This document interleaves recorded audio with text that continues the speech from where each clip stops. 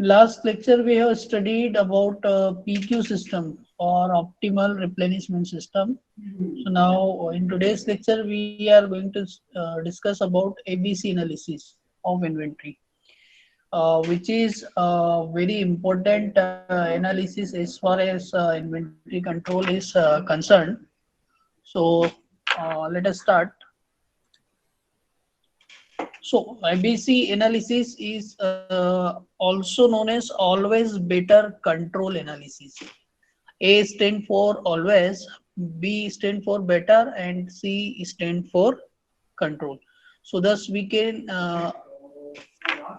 say that ABC analysis is a always better control technique analysis. This system of control is also known as a selective approach system. Select it is also known as selective approach system, means आप इसमें जो approach लगाएंगे materials को select करने की, वो जो approach रहेगी वो सिलेक्टिव रहेगी. वो किस बेसिस पे सिलेक्टिव रहेगी, that will B depend on annual consumption cost of the material. Material का एनुअल कंजम्पशन कॉस्ट है, उस बेसिस पे आप यहाँ पर मटेरियल्स को क्लासिफाई करते हैं. सो बेसिकली यहाँ पे जो हम मटेरियल्स को क्लासिफाई करेंगे वो उनके एनुअल कंजम्पशन कॉस्ट के ऊपर होगा. तो ये हमें समझना चाहिए कि एनुअल कंजम्पशन कॉस्ट क्या होता है. What is annual consumption cost? Annual consumption cost is the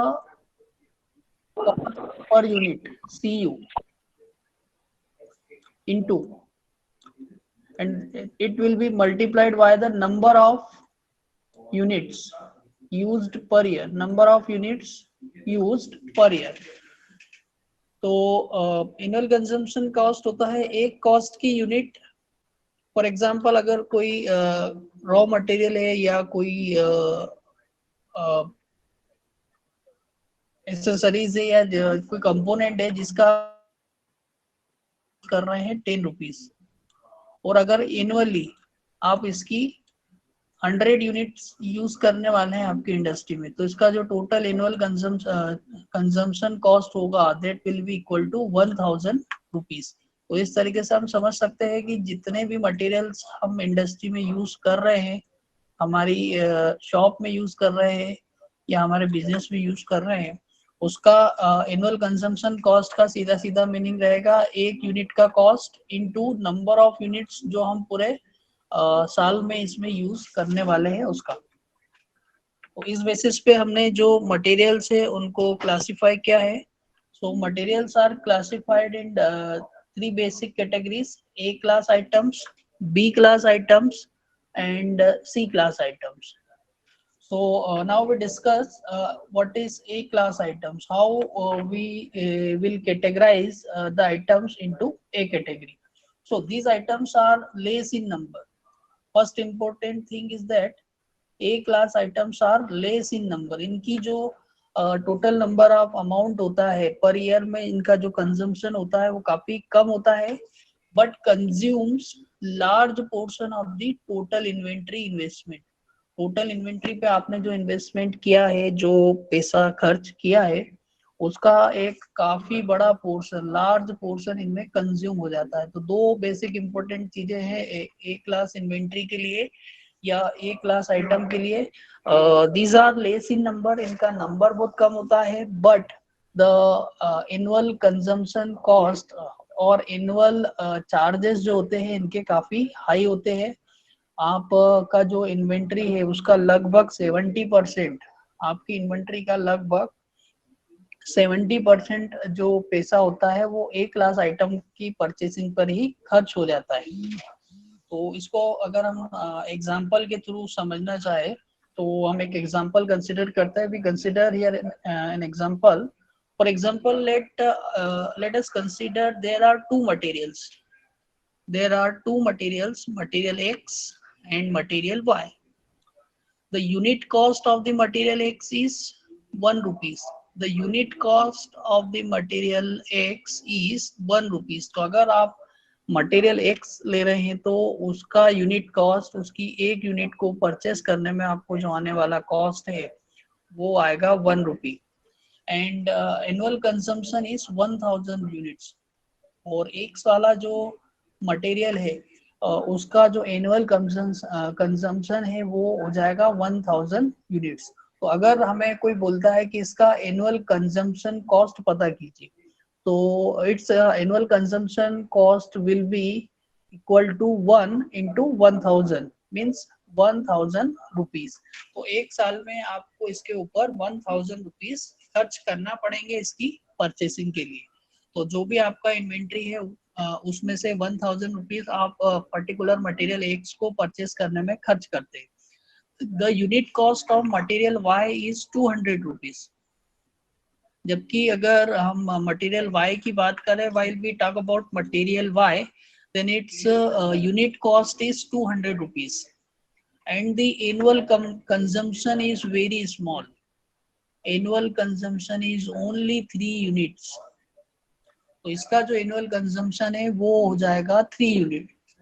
तो अगर ओवरऑल आप देखते हैं तो इसका जो एनुअल कंजम्पशन कॉस्ट होगा मटेरियल वाई का, that will B 600 units.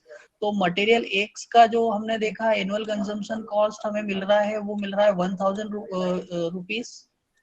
Material Y जो है उसके लिए अगर हम देख रहे हैं, उसका जो एनुअल कंजम्पशन कॉस्ट हमें मिल रहा है वो मिल रहा है 600 रुपीज। तो कोई बताएगा कि किसको हमें ए कैटेगरी में डालना चाहिए, एक्स को या वाई को? सर वाई वाले को, जिसमें वाई वाले। ठीक है, वाई वाले को। अब इसके पीछे जो कॉन्सेप्ट हम यूज करने जा रहे हैं वो कॉन्सेप्ट बेसिकली ए क्लास इन्वेंट्री की डेफिनेशन में छुपा हुआ है कि जिनके नंबर कम है, मतलब आप सिर्फ 3 यूनिट ही परचेस कर रहे हैं वाई की, लेकिन आप उस पर 600 रुपीज का खर्च कर रहे हैं। जबकि आप एक्स वाला मटेरियल जो है उसकी 1000 यूनिट्स परचेस कर रहे हैं और आप उस पर सिर्फ 1000 रुपीज अपना खर्च कर रहे हैं। इसका मतलब है ये आइटम आपका जाएगा सी कैटेगरी में और वाई वाला जो आइटम है वो आपका जाएगा ए कैटेगरी में, क्योंकि इसकी अमाउंट काफी कम है, सॉरी इनकी क्वांटिटी काफी कम है, लेकिन इन पे खर्च करने वाला अमाउंट जो है वो काफी हाई है। तो इस तरीके से हम ए क्लास आइटम का जो कॉन्सेप्ट है वो समझ सकते हैं। और बेसिक जो इंडस्ट्रीज के थंब रूल है, उस थंब रूल के अकॉर्डिंग ए क्लास आइटम किसे बोला जाएगा, जो टोटल इन्वेंट्री का, इन्वेंट्री में आपको जितना पैसा खर्च करना है उसका लगभग 70% कंज्यूम कर जाए, 70% कंज्यूम कर जाए। और इन्वेंट्री की क्वांटिटी में सिर्फ ये 10 to 20% ही हो, 10 to 20% ही हो।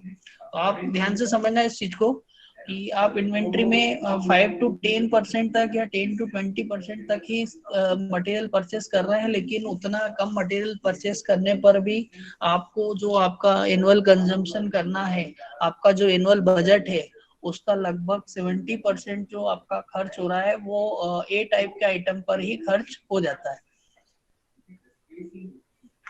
तो शॉर्ट में हमने यहाँ बात की कि लगभग 70% जो कॉस्ट आपका होता है वो जो है टोटल इन्वेंट्री का 70% कॉस्ट है वो ए आइटम में कंज्यूम हो जाता है, और इससे आप सिर्फ 10 to 15% तक ही मटेरियल परचेस कर पाते हैं। इंडस्ट्री में बहुत से मटेरियल ऐसे रहते हैं जिनका की क्वांटिटी की रिक्वायरमेंट काफी कम रहती है, लेकिन वो मटेरियल काफी कॉस्टली होते हैं। और कुछ केसेस में आपको वो मटेरियल की रिक्वायरमेंट भी रहती है, तो आपको ये जरूरी हो जाता है कि उस मटेरियल को आप परचेस करके रखें। तो एक तो ये इस टाइप के जो मटेरियल्स आते हैं उनका फिर आपको इन्वेंट्री कैरिंग कॉस्ट भी काफी हाई होता है, क्योंकि जब मटेरियल इतना महंगा है मतलब उसमें कुछ फ्रेजाइलिटी होती है, उसको आपको सुरक्षित रखना पड़ता है, प्रॉपर्ली स्टोर करके रखना पड़ता है। तो अल्टीमेटली इनका जो होल्डिंग कॉस्ट रहता है वो भी काफी ज्यादा होता है। बी क्लास आइटम्स की बात करें अगर हम, तो ये एक मिड रेंज में होता है। मिड रेंज में होता है मतलब कि इन पे जो आप इन्वेंट्री पे जो आप पैसा खर्च करने वाले हैं या जो consumption cost, annual consumption cost apply करने वाले हैं वो भी मीडियम रेंज की होती है, और इनसे जो नंबर ऑफ यूनिट्स आप परचेस कर सकते हैं वो भी मीडियम रेंज की होती है। मैं एक ग्राफ दिखा रहा हूँ और उस ग्राफ के थ्रू पहले मैं आपको एबीसी आइटम्स की कैटेगरी बताता हूँ, उसके बाद हम इसकी थ्योरी को डिटेल में डिस्कस करेंगे। ये ग्राफ क्लियरली दिख रहा है आप लोगों को? Yes sir. Yes sir. ठीक है, थोड़ा सा स्क्रीन को आप थोड़ा एडजस्ट करके इनलार्ज करके इसको समझने की कोशिश करना। देखिए यहाँ पे कोई पॉइंट लिया गया है, एक्स एक्सिस है इधर, तो ये हमारी एक्स एक्सिस हो जाएगी।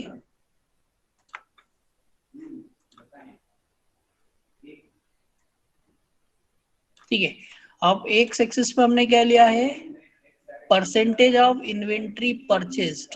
परसेंटेज ऑफ इन्वेंट्री परचेज मतलब जो भी आपने मटेरियल परचेज किया है उसके जो परसेंटेज लिखे हैं आपने, वो कहाँ पर लिखे हैं, एक्स एक्सिस पे।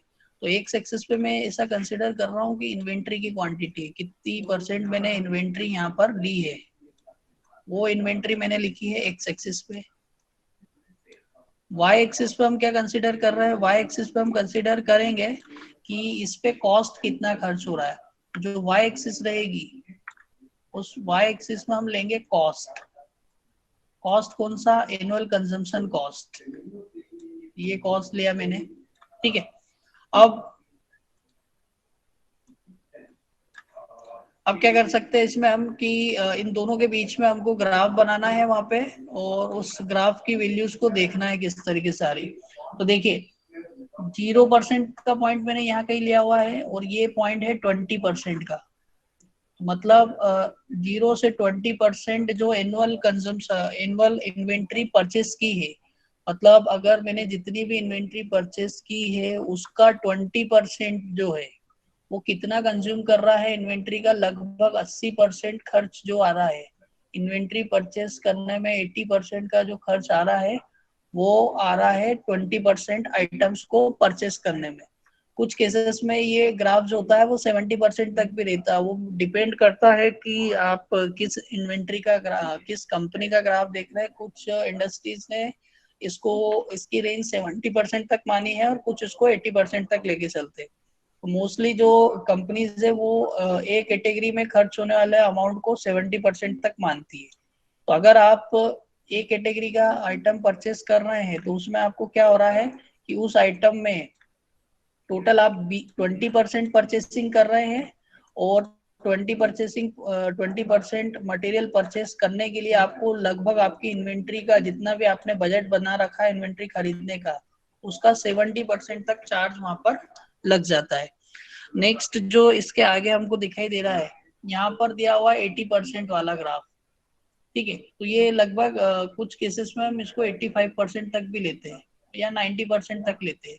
तो 70 टू 90% तक वाला अगर आप ग्राफ देखें तो इसको हम बी कैटेगरी में डालते हैं। मतलब आपकी इन्वेंट्री का जो नेक्स्ट 20% है, वो नेक्स्ट 20% जो रहेगा वो बी कैटेगरी वाले मटेरियल को को परचेस करने में खर्च होगा।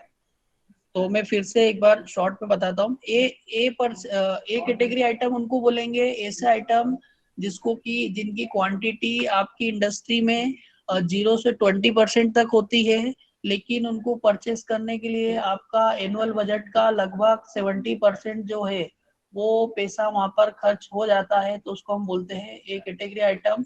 फिर नेक्स्ट जो 70 टू 90% तक रहता है, वो 70 टू 90% तक जो हो रहा है, मतलब ओवरऑल 20% जो खर्च है वो बी टाइप के आइटम को खरीदने में होता है। अब बी टाइप के आइटम की क्वांटिटी कितनी होती है, 20 टू 40%, मतलब ओवरऑल ये भी कितने होंगे, 20% हो गए। ठीक है, तो 20% आइटम खरीदने के लिए आपको आपकी जो एनुअल कंजम्पशन कॉस्ट है उसका 20% वहां पर कंज्यूम करना पड़ता है। नेक्स्ट अगर सी कैटेगरी वाले आइटम देखें तो सी कैटेगरी यहाँ से लेके यहाँ तक की पूरी है। इसमें लगभग कितने परसेंट आइटम आप खरीद सकते हैं, इसमें आप 60% आइटम्स खरीद सकते हैं। और इन 60% आइटम्स को खरीदने में आपको कितना खर्च करना पड़ रहा है, आपको सिर्फ 10% मनी अप्लाई करना पड़ रहा है। 10%। कोई इंडस्ट्री है उसका सिर्फ 10% पैसा जो है वो 60% आइटम को खरीदने में लग रहा है। ठीक है, अब ये ग्राफ देखने के बाद अगर किसी को कुछ डाउट आ रहा है तो वो पूछ सकता है। सर बी वाला एक बार फिर। बी वाला एक बार फिर से बताता हूँ। मैंने इसको थोड़ा सा डार्क करने के लिए यहाँ कुछ ज्यादा ही चित्र दिया है, इसको पहले अपन सही करते हैं। ठीक है, अब देखते हैं अपन फिर से बी वाला। देखो बी वाले में क्या होगा कि सीधा सीधा है कि जो स्टार्टिंग के आपकी इन्वेंट्री आपने परचेस की, तो टोटल इन्वेंट्री आपने जितनी भी परचेस की उस इन्वेंट्री का 20% जो होता है वो ए कैटेगरी में चले जाता है। अब अगर इन 20% को खरीदने में आपके 70% रुपीज खर्च हो गए हैं, तो आप इसको नाम देंगे ए कैटेगरी आइटम। और नेक्स्ट अगर आप देखें कि 20% इन्वेंट्री खरीदने में आपका सिर्फ कितना खर्च हो रहा है, 20% खर्च हो रहा है, तो उसको आपने नाम दे दिया बी कैटेगरी। फिर उसके बाद आप ये देखते हैं कि 60% आइटम खरीदने में अगर आपका सिर्फ 10% ही खर्च हो रहा है या 20% ही खर्च हो रहा है, तो उस टाइप का आइटम को हम नाम दे देते हैं सी कैटेगरी। सी कैटेगरी के आइटम जो होते हैं काफी चीप आइटम होते हैं, काफी सस्ते आइटम होते हैं। इसमें आप कंसिडर कर सकते हैं ऑयल, ग्रीस, बॉल बेयरिंग्स वगैरह जो होते हैं। मतलब इनका क्या होता है कि ये कम अमाउंट खर्च करके आप इनको बहुत सारे अमाउंट में खरीद सकते हैं, मतलब कम पैसा लगा के आप इसको बहुत सारे अमाउंट में खरीद सकते हैं। अगर आपने सिर्फ 10% ही पैसा इन पे खर्च किया है, तो लगभग आप टोटल इन्वेंट्री जितनी भी आपकी इंडस्ट्री में है उसका 60% आप इससे ही खरीद सकते हैं। इसके अलावा जो सप्लाईज होती है, सप्लाईज मतलब जो आपकी स्टेशनरी वगैरह होती है, पेन, पेंसिल, रबर, शार्पनर और भी कार्ड्स वगैरह जो आपको चाहिए रहते हैं, बीन्स वगैरह चाहिए रहते हैं, वो सब सी कैटेगरी में आते हैं, क्योंकि इन पे जो खर्च होने वाला पैसा होता है वो काफी कम होता है और इनसे कम पैसे में लगभग 10% मनी इन्वेस्ट करके आप लगभग 60% तक इसको खरीद सकते हैं। बी वाले जो आइटम रहते हैं वो मीडियम कैटेगरी में इसलिए डाले गए हैं क्योंकि इनको जब आप परचेस करने जाते हैं तो इनका कॉस्ट भी मीडियम होता है और इनका जो अमाउंट होता है, परचेसिंग अमाउंट, वो भी मीडियम होता है। लगभग आप 20 से 25% तक इनको परचेस कर सकते हैं और 20 से 25% तक टोटल इन्वेंट्री के आइटम आपको परचेस करने में सिर्फ 20% का ही खर्चा आता है। ए कैटेगरी वाले जो आइटम रहते हैं इनकी अमाउंट काफी कम होती है, ये लगभग 5 से लेके 10, 15 या 20% तक भी आप इसको कंसिडर कर सकते हैं। लेकिन जब इसमें पैसा खर्च करने की बात आती है तो वो 70% से भी ज्यादा जो पैसा रहता है आपकी इंडस्ट्री का, वो इनकी परचेसिंग में ही चला जाता है।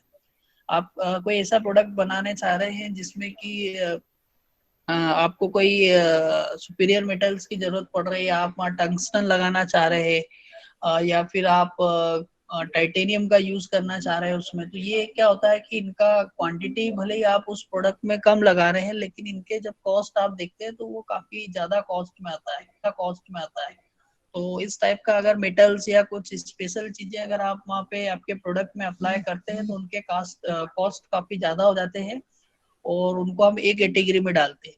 दूसरा, एक कैटेगरी के साथ एक और चीज ये होती है कि इस एक कैटेगरी के आइटम की आपको देख रेख भी काफी प्रॉपर करना पड़ती है, इनकी जो हैंडलिंग रहती है उस पर भी आपको काफी ध्यान देना पड़ता है, क्योंकि अगर इसमें से एक पीस भी आपका खराब हो गया है तो आपको काफी ज्यादा लॉस वहां पर हो जाते हैं। जबकि सी कैटेगरी वाले आइटम ऐसे होते हैं कि इनको ज्यादा आपको अटेंशन देने की जरूरत नहीं पड़ती है। अगर आप इसको नॉर्मल एनवायरनमेंट में भी रख देते हैं, खुले में भी छोड़ देते हैं, तो भी इनमें ज्यादा प्रॉब्लम्स नहीं आती है। बी कैटेगरी वाले जो है वो ए और सी के बीच में फंसे हुए, मतलब इनको आप जब परचेस करने जाते हैं तो इस पे जो क्वांटिटी खर्च होती है वो भी मीडियम अमाउंट में होती है और इनकी जो परचेसिंग क्वांटिटी होती है वो भी मीडियम होती है। और देखरेख की बात की जाए तो इनका देखरेख भी मीडियम लेवल का ही होता है, ना तो इनको ज्यादा सोफिस्टिकेटेड एनवायरनमेंट प्रोवाइड करना पड़ता है और ना ही आप इनको नॉर्मल एनवायरनमेंट में रख सकते हैं। तो इस तरीके से हम अलग अलग मटेरियल जो ढेर सारे इन्वेंट्रीज हम अपनी इंडस्ट्री में यूज करते हैं उनको हम कैटेगराइज कर सकते हैं। तो आई होप कि आपको ये समझ में आया होगा। अगर किसी को डाउट है तो फिर से एक बार पूछ सकते हैं। सर इस मॉडल में केवल परचेसिंग कॉस्ट को देखेंगे हम? इस मॉडल में सिर्फ अपन परचेसिंग कॉस्ट ही देखते हैं और परचेसिंग कॉस्ट के साथ साथ हम सिर्फ ये देखते हैं कि हम कितना अमाउंट में उसको परचेस कर पा रहे हैं। तो हम सिर्फ यहाँ पे परचेसिंग का ही कॉस्ट देखते हैं। साथ साथ में क्या रहता है कि जब आप परचेसिंग कर लेते हैं और मटेरियल आपकी इंडस्ट्री में आ जाता है, आपके गोडाउन में आ जाता है, तब उसके बाद के जो जितने भी चार्जेस है, होल्डिंग कॉस्ट वगैरह जो होता है या जो शॉर्टेजेस कॉस्ट है, वो सारे बाद में इस पे अप्लाई होते हैं। क्योंकि क्या होता है, कंपनी एक बजट बनाती है हर साल वो क्या देखती है कि क्वांटिटी देखती है कि उनको कितनी क्वांटिटी में मटेरियल चाहिए, किस मटेरियल का कितने एनुअल कंजम्पशन होगा। जब हम इसके न्यूमेरिकल करेंगे इन्वेंट्री कंट्रोल के अगले लेक्चर के बाद हो सकता है, अगले लेक्चर से हम इसके न्यूमेरिकल स्टार्ट कर लेंगे। तो जब भी आप न्यूमेरिकल देखेंगे तो उसमें हमेशा ही लिखा हुआ आता है annual consumption of the material is. तो इसका मतलब ये है कि इंडस्ट्री को ये पता होता है कि मेरे को साल भर में पर्टिकुलर मटेरियल का कितना रिक्वायरमेंट रहेगा। फॉर एग्जांपल किसी पर्टिकुलर मटेरियल की रिक्वायरमेंट है उनको 1000 यूनिट्स की, तो फिर उसके बाद उसका देखा जाता है कि उसका यूनिट कॉस्ट कितना है। यूनिट कॉस्ट को हम डिनोट करेंगे हमारे जो नोटेशन है उसके अकॉर्डिंग CU से। तो मान लो उसका यूनिट कॉस्ट आ रहा है आपका 5 रुपीज, तो मतलब इस मटेरियल को आपको परचेस करने के लिए साल भर के लिए आपको इसके लिए 5000 रुपीज की जरूरत पड़ेगी। तो ये सार और इस बेसिस पे हर मटेरियल के लिए ये रूल लगाया जाता है और इससे ये पता चल जाता है कि आपका जो बजट बनाना है, आपको साल भर की जो इन्वेंट्री परचेस करने का बजट एस्टिमेट करना है, वो बजट कितने का होगा। और फिर उस बजट को हम फिर से कैटेगराइज करते हैं कि इस बजट का 70% रुपीज मेरा कितने आइटम खरीदने में जा रहा है। तो अगर 70% टोटल बजट का किसी पर्टिकुलर आइटम्स को खरीदने में जाता है तो उन आइटम को हम ए कैटेगरी आइटम नाम दे देते हैं। ए कैटेगरी नाम दिया है इसका मतलब ये है कि आपको उसकी देखरेख भी ए कैटेगरी जैसी ही करना पड़ेगी। आपको सारी चीजें उसके लिए व्यवस्थित रखना पड़ेगी और उसको प्रॉपरली होल्ड करके रखना पड़ेगा। अदरवाइज क्या होगा कि अगर उसमें कुछ भी प्रॉब्लम आती है तो आपकी इंडस्ट्री को काफी बड़ा नुकसान हो जाता है वहाँ पे। फिर सेम जो आपने साल भर का इन्वेंट्री आपने सोचा है कि मैं 50 लाख का माल खरीदूंगा इस साल, तो वो 50 लाख का जो 70% होता है लगभग 35 लाख रुपीस, तो वो आपको किस में खर्च करना पड़ेंगे, ए कैटेगरी वाले आइटम पे। वैसे ही उस 50 लाख का 20% जो है लगभग 10 लाख रुपीस जो है वो आपको उससे आपको बी कैटेगरी वाले आइटम खरीदना रहेंगे। और लगभग जो बचा हुआ 5 लाख रहेगा, मतलब नेक्स्ट जो 10% रहेगा उससे आपको सी कैटेगरी वाले आइटम्स परचेस करना रहेगी। तो ये परचेसिंग में हेल्प करने वाला एक तरीका होता है जिससे कि आपकी बजटिंग जो रहती है वो बजटिंग जो होती है वो काफी इजी हो जाती है। और बजटिंग के साथ साथ ये दूसरी हेल्प ये करता है कि जब इसको आप इन्वेंट्री को होल्ड करके रखते हैं, तो अगर आपने एक गोडाउन बना रखा है जिसमें ए कैटेगरी वाले आइटम्स ही रखे हैं तो आप उस गोडाउन को स्पेशल फैसिलिटीज दे सकते हैं। एक गोडाउन आप रख सकते हैं जिसमें सिर्फ बी कैटेगरी वाले आइटम रखे हैं तो आप उसको मीडियम फैसिलिटीज प्रोवाइड कर सकते हैं। एक गोडाउन ऐसा है जिसमें आपने सी कैटेगरी वाले आइटम्स रखे हैं तो आप उनको सी कैटेगरी के अकॉर्डिंग जो फैसिलिटीज चाहिए वो दे सकते हैं। तो इस तरीके से क्या है कि इन आइटम्स की परचेसिंग और केयर जो है वो काफी इजी हो जाती है। और मोस्टली जो कंपनीज रहती है वो एबीसी एनालिसिस को फॉलो करती है और साथ साथ में एक XYZ एनालिसिस होता है, हम आगे पढ़ेंगे। तो एबीसी एनालिसिस और XYZ एनालिसिस दोनों को एक साथ अप्लाई किया जाता है किसी भी इंडस्ट्री में। पर यहाँ पे सर जो हाँ, कौन पूछना चाह रहा है? सर एक क्वेश्चन था कि जैसे कि अभी इसमें क्वेश्चन पूछा प्रज्वल ने, तो मेरा क्वेश्चन ये था कि जो ऑर्डरिंग कॉस्ट होती है सर हाँ, वो इसी वो इसी ग्राफ पर डिपेंड करती है या फिर इसके अंदर सेटअप कॉस्ट भी इन्वॉल्व रहती है? नहीं देखो, ऑर्डरिंग कॉस्ट या सेटअप कॉस्ट जो चीज अपन ने पढ़ी थी तो वो चीज क्या होती है, दो अलग अलग चीजें होती है। Yes sir. ऑर्डरिंग कॉस्ट का मतलब ये रहता है कि अगर आप परचेस कर रहे हैं बाहर से तो उस परचेस को उस पूरी परचेसिंग प्रोसीजर को करने में आपने कितना खर्च किया है। मतलब ये जो यस सर। आप खरीद रहे हैं ये तो मटेरियल का डायरेक्ट कॉस्ट है, उस हाँ। बेसिस पे आप एबीसी एनालिसिस कर रहे हैं। लेकिन अगर मुझे ऑर्डर देने के लिए हर ऑर्डर पे 50 रुपए या 100 रुपए खर्च हो रहे हैं, या मुझे पेपर में एडवर्टाइजमेंट देना पड़ रहा है और उसके बाद मैं ये परचेसिंग कर रहा हूँ, तो वो कहलाता है ऑर्डरिंग कॉस्ट। वो ऑर्डरिंग यस। कॉस्ट तो इससे अलग है। ये सिर्फ क्या रहेगा कि इसमें जो आपने मटेरियल परचेस किया है ये उसी का कॉस्ट आप यहाँ कैलकुलेट कर रहे हैं। दूसरा मतलब सर जो जो अपन। आपने सेटअप कॉस्ट की बात बोली थी, हाँ। तो सेटअप कॉस्ट जो रहता है वो प्रोडक्शन मॉडल में हम यूज करते हैं। प्रोडक्शन मॉडल मतलब आपकी इंडस्ट्री कुछ प्रोडक्ट बना के जब किसी को सप्लाई कर रही है तो उस प्रोडक्ट की जो मैन्युफैक्चरिंग आप करते हैं तो उस मैन्युफैक्चरिंग को करने के लिए आपको पूरा सेटअप चाहिए रहता है। जैसे अगर लेथ मशीन पे आप अगर उस प्रोडक्ट को बना रहे हैं तो आपको लेथ मशीन के अंदर क्या क्या टूल्स की रिक्वायरमेंट है, स्पेशल कोई जिक्स या फिक्सचर की जरूरत पड़ रही है तो आपको वो जो अरेंजमेंट करना पड़ते हैं और सेटअप करना पड़ता है, उसमें जो कॉस्ट आपका आ जाता है वो सेटअप कॉस्ट हो जाता है। ओवरऑल अगर आप प्रोडक्ट बना के बेच रहे हैं तो उस चीज को हम बोलते हैं सेटअप कॉस्ट। और अगर आप किसी से परचेस कर रहे हैं और उस परचेसिंग को करने के लिए जितना हमने खर्च कर दिया है वो आपका हो जाता है ordering cost. For example, yes अगर आप खुद जाके परचेस करने गए, आपके आसपास से आपका जो सप्लायर है मान लो 2, 5, 10 किलोमीटर एरिया में, तो आप क्या करते हैं, गाड़ी लेके खुद ही चले जाते हैं उसके पास परचेस करने। तो उस ड्यूरेशन में आपका जो भी पेट्रोल डीजल का खर्च होता है वो आपका हो जाता है ऑर्डरिंग कॉस्ट, क्योंकि आपको ऑर्डर देने में इतना खर्च करना पड़ा है। और यहाँ जो एबीसी एनालिसिस अपन लगा रहे हैं वो डायरेक्टली डिपेंड करता है मटेरियल की क्वांटिटी पे और मटेरियल के प्राइस पे। तो जितना आपका मटेरियल का प्राइस जितना ज्यादा होगा और उसकी क्वांटिटी जितनी कम होगी उसको हम डालेंगे ए कैटेगरी में। प्राइस मीडियम है, क्वांटिटी आप उससे मीडियम परचेस कर पा रहे हैं तो उसको हम बी कैटेगरी में डाल देते हैं। प्राइस काफी कम है और क्वांटिटी काफी ज्यादा आप उससे खरीद पा रहे हैं तो आप उसको डाल देते हैं सी कैटेगरी में। तो इससे परचेसिंग करना थोड़ा सा इजी हो जाता है उनके लिए, और साल भर का जो बजट इंडस्ट्री बना के चलती है वो बजट भी इजी हो जाता है। अब इसके साथ में मैंने यहाँ पर एक बात बताई थी कि अगर आपको किसी पर्टिकुलर इन्वेंट्री की यहाँ पे जो एस रहेगा उसको बोलेंगे हम एनुअल कंजम्पशन। मान लो एनुअल कंजम्पशन किसी पर्टिकुलर मटेरियल का आपका है 1000 यूनिट, तो आप एक साथ 1000 यूनिट नहीं खरीदते कभी भी, आप उसको ईओक्यू के इक्वल खरीदते। मान लो उसका ईओक्यू आपने कैलकुलेट किया, ईओक्यू मतलब इकोनॉमिक ऑर्डर क्वांटिटी, जिसपे कि आपका ऑर्डरिंग कॉस्ट और होल्डिंग कॉस्ट दोनों मिनिमम होता है और ओवरऑल जो इन्वेंट्री कैरिंग कॉस्ट है वो भी मिनिमम होता है। तो मान लो आपने इसका ईओक्यू निकाला और वो ईओक्यू आ गया आपका कितना, 100। आ रही बात समझ में? 100 आ रहा है, इसका मतलब ये है कि आप एक बार में उस पर्टिकुलर मटेरियल की कितनी यूनिट परचेस करेंगे, 100। तो साल भर में आपको कितनी बार ऑर्डर देना पड़ेगा, 10 टाइम्स। तो इस बेसिस पे आप हर मटेरियल की परचेसिंग कर सकते हैं। लेकिन एबीसी एनालिसिस आपकी क्या हेल्प कर रहा है, एबीसी एनालिसिस आपको वो बजट बनाने में हेल्प करता है। वो आपको ये बता देता है कि आपको इस पर्टिकुलर मटेरियल की 1000 यूनिट की रिक्वायरमेंट रहेगी और हर यूनिट का खर्च जो आ रहा है वो 5 रुपीज आ रहा है। इसका मतलब है कि उस मटेरियल को आपको साल भर में खर्च करने के लिए 5000 रुपये उस मटेरियल का कॉस्ट लगेगा।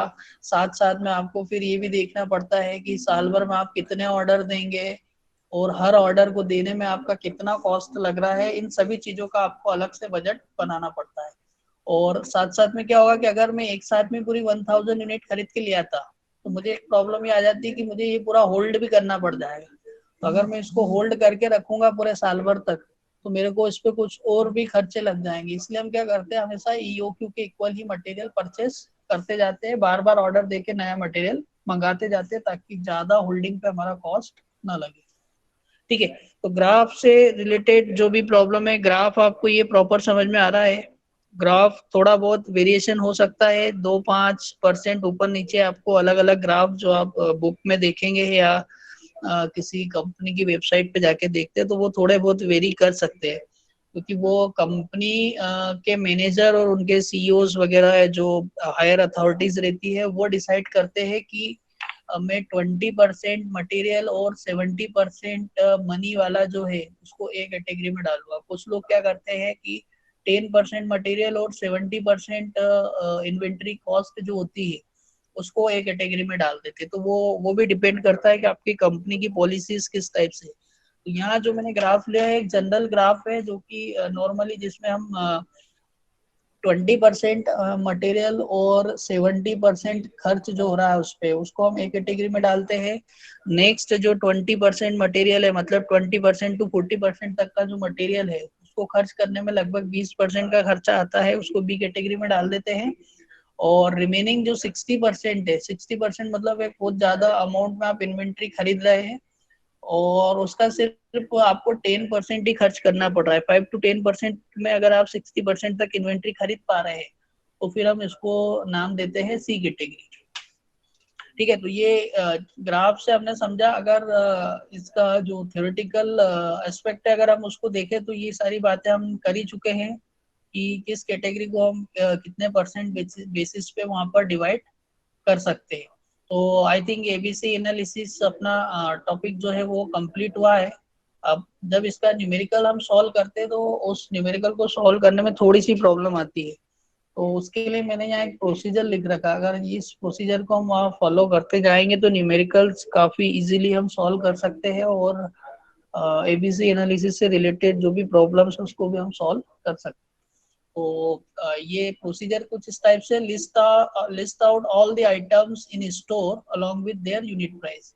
सबसे पहले आपको स्टोर रूम में जितने भी आइटम हैं, आप या जितने भी आइटम आप खरीद के लाए हैं उन सबकी एक लिस्ट बना ली जाती है और उन सबका यूनिट प्राइस देखते हैं कि इनका पर्टिकुलर यूनिट प्राइस कितना है, और उस बेसिस पे हम क्या निकालते हैं, उनका एनुअल कंजम्पशन। मान लो किसी आइटम का प्राइस है 5 रुपीज और उसका एनुअल कंजम्पशन है 1000 या 100 मान लीजिए, तो टोटल इस पे आपने कितना खर्च कर दिया है, 500 रुपीज का एनुअल कंजम्पशन इसमें हो रहा है। ठीक है, इस बेसिस पे सभी आइटम्स जो होते हैं हम उनकी यूनिट कॉस्ट ले लेते हैं कि उनका यूनिट प्राइस कितना है और उनका साल भर में एनुअल कंजम्पशन कितना है। इन दोनों का प्रोडक्ट करके हम टोटल निकाल सकते हैं एनुअल कंजम्पशन कॉस्ट। तो एनुअल कंजम्पशन कॉस्ट बना ली जाती है और हर आइटम की एनुअल कंजम्पशन कॉस्ट रहती है, उसको हम लिख लेते हैं। यहाँ पर हमने देखा calculate the annual consumption cost of each item. अगर मान लो आइटम की क्वांटिटी Q है और उसका प्राइस P है, तो दोनों का हम मल्टीप्लाई करके PQ वैल्यू जो आ जाती है हमारी, वो हमारा हो जाता है एनुअल कंजम्पशन कॉस्ट।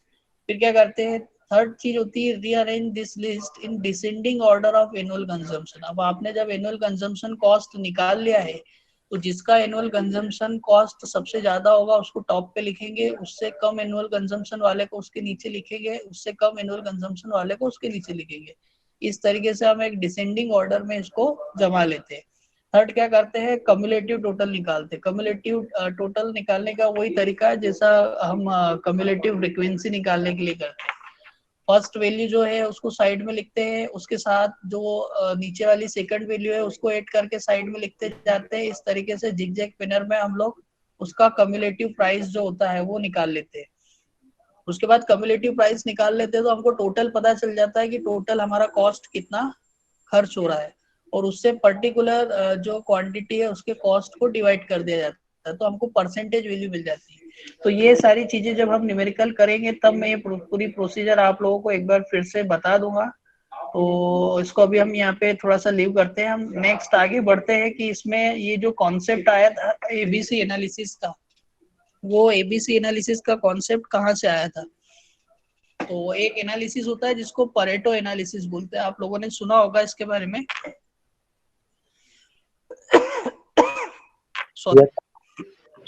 तो परेटो एनालिसिस के बेस्ड पर ही इंडस्ट्रीज ने एबीसी एनालिसिस स्टार्ट किया था और उसको परेटो 820 रूल भी बोलते हैं।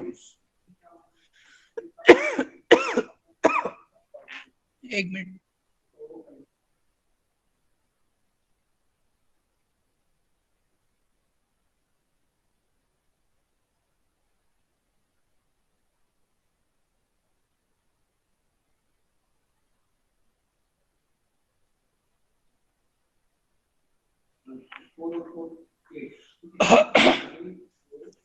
तो परेटो 820 रूल जो था कुछ अमेरिकन कंट्रीज में अप्लाई किया गया था। वो ये पता लगाने के लिए उन लोगों ने अप्लाई किए थे वहां पे कि जो मनी या वेल्थ का डिस्ट्रीब्यूशन है पूरी कंट्री में वो किस तरीके से है। तो उन्होंने कुछ कुछ वहां पे एनालिसिस किए थे। इसका एक एग्जांपल हम देखते हैं।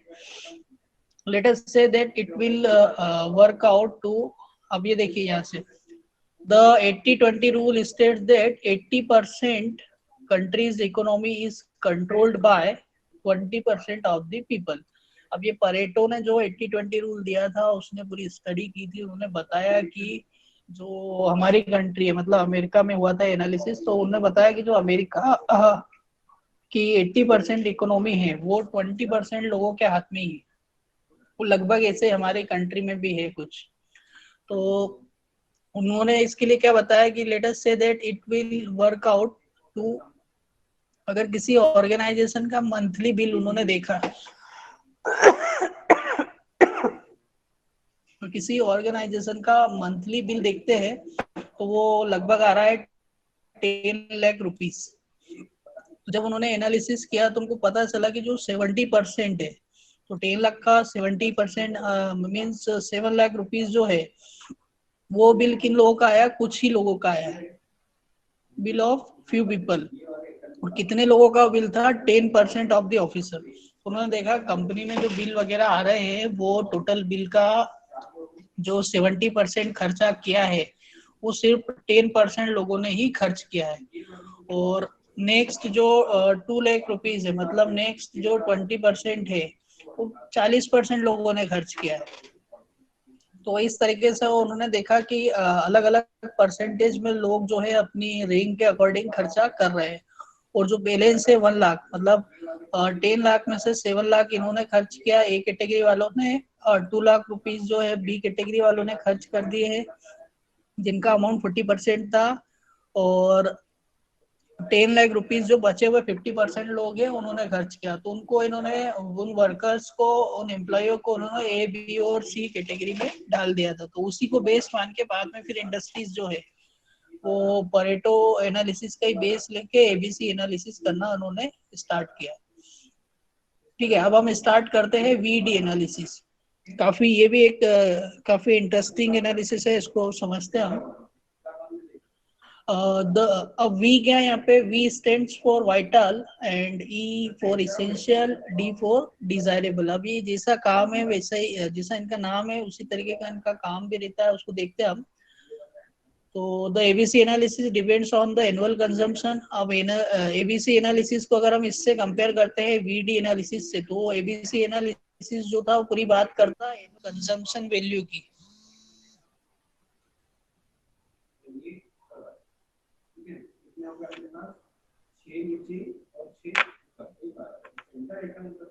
तो एबीसी एनालिसिस में हम जो देखते थे वो सिर्फ एनुअल कंजम्पशन वैल्यू की बात करते थे, but not on the unit price of the item.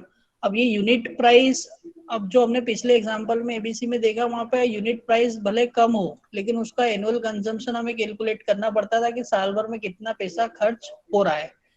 अब साथ साथ में वीडी एनालिसिस जो है वो बताता है कि उस आइटम की क्रिटिकलिटी कितनी है। आप उस आइटम की क्रिटिकलिटी भी देखिए, वो आइटम आपको खरीदना जरूरी भी है या नहीं है। कहीं ऐसा तो नहीं कि आप अननेसेसरीली उस आइटम को खरीदते जा रहे हैं। तो अब ये जो क्रिटिकलिटी है वो दो चीजों पे डिपेंड करती है, टेक्निकल क्रिटिकलिटी और एनवायरमेंटल क्रिटिकलिटी। तो टेक्निकल क्रिटिकलिटी का मतलब है कि अगर आप कोई प्रोडक्ट बना रहे हैं और उस प्रोडक्ट को बनाने की मैन्युफैक्चरिंग प्रोसेस ऐसी है या वो टेक्नोलॉजी ऐसी है जिसमें उस मटेरियल की जरूरत आपको पड़ेगी तो ही आप उसको अप्लाई कीजिए, या कुछ एनवायरमेंटल कंडीशन देख के बना रहे हैं, आप किसी पर्टिकुलर एनवायरमेंट के लिए उस ऑब्जेक्ट को, उस प्रोडक्ट को बना रहे हैं, तब आपको इन दोनों चीजों को देखना पड़ेगा।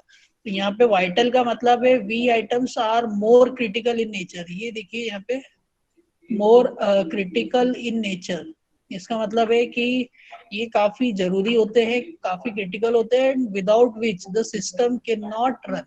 और इसके बिना आपका सिस्टम चल ही नहीं सकता। आपकी एक ऑटोमोबाइल कंपनी है, उस ऑटोमोबाइल कंपनी में आपने सब कुछ लगा दिया है, चेसिस लगा दी, फ्रेम लगा दिए, हेडलाइट लगा दी, टेल लाइट लगा दी, सब कुछ लगा दिया, लेकिन आपने उस ऑटोमोबाइल में इंजन फिट ही नहीं किया है। आप उसमें इंजन की जो इंजन को फिट नहीं कर रहे, तब उस केस में क्या होगा कि वो ऑटोमोबाइल आपके लिए किसी काम का नहीं रहेगा। तो फिर वो कंपोनेंट क्या हो जाएगा? उसका वाइटल कंपोनेंट हो जाएगा। In absence of critical items the organisation has to come to stand still. वैसे एक एग्जांपल हम और ले सकते हैं कि आपका ऑटोमोबाइल है, उसमें सब कुछ लगा दिया, आपने ब्रेक ही फिट नहीं किए। अगर आपने उसमें ब्रेक नहीं लगाए हैं तो वो एक वाइटल कंपोनेंट है, उसके बिना आपका ऑटोमोबाइल या आपका जो प्रोडक्ट है वो किसी काम का नहीं है। तो आपको वी कैटेगरी के आइटम जो डालना है वो काफी वाइटल नेचर के होते हैं और काफी इसेंशियल, मतलब इनका आपको इंडस्ट्री में यूज करना ही पड़ता है, इसके बिना आपका जो भी प्रोडक्ट है वो किसी काम का नहीं होता है। The idle cost and the penalty for meeting the delivery promises may be a very big loss for the organisation.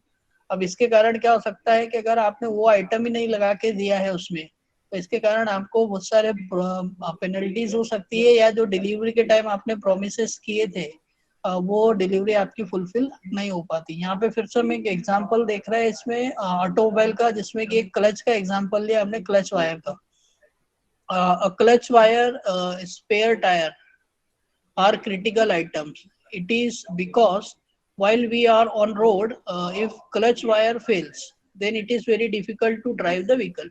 तो क्लच वायर एक काफी इम्पोर्टेंट आइटम होता है किसी भी ऑटोमोबाइल का। अगर आप गाड़ी चला रहे हैं रोड पर, आपका क्लच वायर ब्रेक हो जाता है, फेल हो जाता है, तो फिर आपको उसको चेंज करवाना ही पड़ता है। उसके बिना आपका ऑटोमोबाइल किसी भी तरीके के काम का नहीं रहता है। और सिमिलरली स्पेयर टायर या जो एक्स्ट्रा टायर हम साथ में लेके चलते हैं, स्टेपनी लेके चलते हैं, वो भी काफी इम्पोर्टेंट हो जाता है। या टायर जो है उसी को हम काफी इम्पोर्टेंट मान सकते हैं, क्योंकि उसके बिना आपका ऑटोमोबाइल आगे मूव नहीं कर सकता है। तो इस टाइप के जो आइटम्स होते हैं उनको हम वाइटल कैटेगरी में डालते हैं, क्योंकि इनके बिना आपका जो प्रोडक्ट है वो किसी काम का नहीं रहता है। सिमिलरली इफ अगर टायर पंचर हो जाता है, तो आपको टायर को भी चेंज कराना पड़ेगा। ब्रेक वायर हुआ, या क्लच वायर्स हुए, या ब्रेक शू हुए, ये सारे ऐसे कंपोनेंट है कि इनके बिना आपका उस ऑटोमोबाइल की कोई वैल्यू नहीं है। हाँ, अगर इसमें आप एसी लगा रहे हैं या स्टीरियो सिस्टम लगा रहे हैं गाने सुनने के लिए, तो उनके बिना आपका जो ऑटोमोबाइल है वो वर्क कर सकता है, लेकिन इन नेसेसरी इक्विपमेंट के बिना वो काम नहीं कर सकता है। इसलिए हमने इनको नाम दिया वाइटल आइटम। तो आपको ये भी देखना पड़ेगा कि आप जो प्रोडक्ट बना रहे हैं, आप जिस भी प्रोडक्ट की मैन्युफैक्चरिंग करते हैं, उस प्रोडक्ट की मैन्युफैक्चरिंग में अगर उस आइटम को आप नहीं डाल रहे हैं, नहीं यूज कर रहे हैं, तो वो आपका आइटम किसी भी काम का नहीं रहेगा। किसी की नमकीन इंडस्ट्री है और नमकीन इंडस्ट्री में अगर वो सॉल्ट का यूज नहीं कर रहे हैं, तब उनका जो प्रोडक्ट है वो किसी काम का नहीं रहेगा। तो इस तरीके से हम इसको समझ सकते हैं कि वाइटल आइटम्स किस टाइप के होते हैं। एक और काफी अच्छा एग्जांपल मुझे लगा था, तो मैंने यहाँ इंक्लूड किया है। One more example of vital item is an officer who is working in forest area. जो फॉरेस्ट रेंजर्स होते हैं, फॉरेस्ट एरिया में वर्क करने वाले ऑफिसर्स होते हैं, उनको हमेशा सांप या बिच्छू काटने की स्कॉर्पियन मेडिसिन या स्नेक मेडिसिन हमेशा अपने साथ कैरी करके रखना पड़ता है। क्योंकि उस केस में क्या होता है, स्नेक बाइट या स्कॉर्पियन बाइट होता है, तो वो एक क्रिटिकल केस होता है। उस टाइम पे अगर इनके पास ये अवेलेबल मेडिसिन नहीं होती है, तो इनके लिए काफी क्रिटिकल हो जाता है। सेम हम ये भी देख सकते हैं कि जो हार्ट पेशेंट होते हैं, हार्ट की प्रॉब्लम होती है जिनको, तो उनको हार्ट से रिलेटेड जो मेडिसिन है वो हमेशा साथ में कैरी करके रखना पड़ती है। तो फिर उस आइटम को हम क्या बोलेंगे, वाइटल आइटम्स बोलेंगे, क्योंकि उनके बिना आप आपके प्रोडक्ट की कल्पना भी नहीं कर सकते। और अगर हम ह्यूमन बॉडी की बात करें, ह्यूमन बींग्स की बात करें, तो हम अपनी खुद की भी कल्पना नहीं कर सकते। तो इस टाइप से वाइटल आइटम्स मुझे लग रहा है आपको समझ में आया होगा। ठीक है, नेक्स्ट हम इसमें बात करते हैं जो वीईडी एनालिसिस में सेकंड टर्म होती है E, and that E means essential items. अब वाइटल आइटम के बिना तो आपका प्रोडक्ट किसी काम का है ही नहीं। तो जब भी आप इंडस्ट्री में परचेसिंग करने जाएंगे, तो वाइटल आइटम्स आपको परचेस करना ही पड़ेंगे। सेकंड आता है इसेंशियल। इसेंशियल मींस क्या है, विच when demand arises not available. अब ऐसा आइटम जिसकी जब डिमांड हो, उस टाइम अगर आपके पास अवेलेबल नहीं हो, then they may not stop the operation of the system, but they reduce the efficiency of the system. मतलब ये क्या करते हैं, इससे आपका जो ऑपरेशन है वो स्टॉप नहीं होगा, आपका जो प्रोडक्शन है पूरी तरीके से बंद नहीं होता है। अगर वी वाले आइटम आपके पास वाइटल आइटम नहीं है, तो आपका प्रोडक्शन पूरी तरीके से बंद हो सकता है। लेकिन इसेंशियल आइटम्स से ये होता है कि थोड़े टाइम के लिए इसका इफेक्ट पड़ता है, लेकिन इसका अरेंजमेंट आप काफी इजीली कर लेते हैं। तो बस ये है कि इससे आपका जो सिस्टम है उसकी इफिशियंसी थोड़ी सी कम हो जाती है। इफिशियंसी कम हो जाती है मतलब ये है कि आपको फिर इसका अरेंजमेंट करना पड़ता है, जो कि इजीली आप कहीं से भी इसका अरेंजमेंट कर सकते हैं। तब फिर अगर आपको इसेंशियल आइटम्स खरीदना होंगे, तो वो आप थोड़े कम क्वांटिटी में भी खरीदेंगे तो भी आपका काम चल जाएगा। तो वाइटल आइटम तो आपको खरीद के रखना ही है। इसेंशियल आइटम्स अगर कम क्वांटिटी में भी आप खरीद के रखते हैं, तो भी आपका काम हो जाएगा। इसका फिर एक अच्छा एग्जांपल हमको मिला था। For a family the pain balm और headache medicine are essential item. अब पेन, जो पेन बाम है, जो भी बाम्स वगैरह आते हैं दर्द में हम यूज करते हैं, या हेडक के लिए, सिर दर्द के लिए, इनके लिए जो हम दवाइयाँ रखते हैं, ये इसेंशियल कैटेगरी में आती है। मतलब अगर ये दवाइयाँ आपके पास उस दिन अवेलेबल नहीं भी हुई तो भी काम चल जाएगा, या थोड़ी देर तक अगर अवेलेबल नहीं होती है तो आप इसको तुरंत परचेस करके यूज कर सकते हैं। लेकिन जो पिछले एग्जांपल में हमने देखा है हार्ट की मेडिसिन है, तो वो अगर आपके पास अवेलेबल नहीं है तब वहां पर एक बड़ा लॉस हो सकता है। ठीक है, तो इस तरीके से इस एग्जांपल से हम ये समझ रहे हैं कि इसेंशियल आइटम ऐसे है कि इनकी जरूरी नहीं है कि इसको आपको लार्ज क्वांटिटी में परचेस करके रखना है, आप इसको कम क्वांटिटी में भी परचेस करके रख सकते हैं। और अगर परचेस थोड़े कम क्वांटिटी में किया है और अगर ये जरूरत के समय अनअवेलेबल हो जाते हैं तो आप इसको लोकल वेंडर के थ्रू या कुछ टाइम डिले लेकर आप इसकी परचेसिंग भी कर सकते हैं। और ये उस कंपोनेंट के इतने इसेंशियल पार्ट भी नहीं होते हैं कि आपको आपका जो प्रोडक्ट है वो इसके बिना काम ही ना कर सके। थर्ड रहता है desirable items. These items are of the nature, if they are not available they will not stop the system from working nor they reduce the efficiency। ना तो इसके कारण आपकी वर्किंग खत्म होगी और ना ही आपकी जो प्रोडक्ट की इफिशिएंसी है वो कम होगी। तो जैसा हमने एसी का एग्जांपल लिया था, आप अगर एसी लगा रहे हैं आपके ऑटोमोबाइल में, तो अगर आपके ऑटोमोबाइल में एसी नहीं भी लगा है तो भी आप वहाँ इजीली काम कर सकते हैं, आपका जो प्रोडक्ट है वो मार्केट में बिक सकता है। लेकिन अगर एसी लगा लेते तो और प्रॉपरली बिक सकता है। लेकिन ऐसा जरूरी नहीं है कि आप इस डिजायरेबल आइटम को आपके प्रोडक्ट में हमेशा इंस्टॉल करके रखें, but it is better to have them in stock to run the system without any difficulty.